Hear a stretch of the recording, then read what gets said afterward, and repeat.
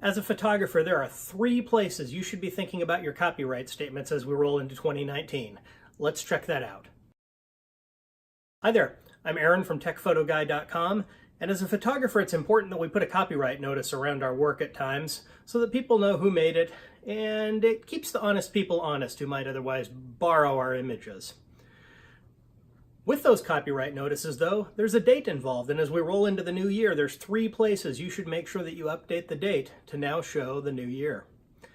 The first place, in your camera.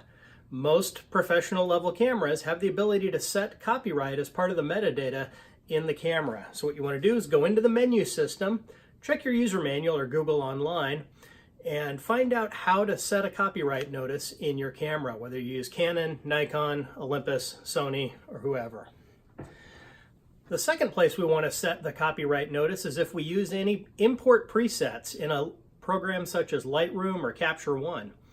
If those presets are setting copyright metadata, make sure that you update the year to show where we're really at. And the third place you want to check that out is on your website. Your website footer probably contains a copyright statement that says, copyright, year, and your name or your photography business. Update that copyright statement to show the current year. If you use a PHP-based system like WordPress for your website, there's actually a bit of code you can embed that'll update that year automatically. And I've got a link to an article below this video that'll show you how to do that. So make sure you update your camera, your import presets, and your website as we roll into the new year so that your copyright notice looks current. Be sure to like this video if you found it helpful, and subscribe to my channel as there's a lot more coming as we roll into the new year. Boosting this channel is one of the things I'm going to be working on, so I hope to have you along with me. Talk to you next time.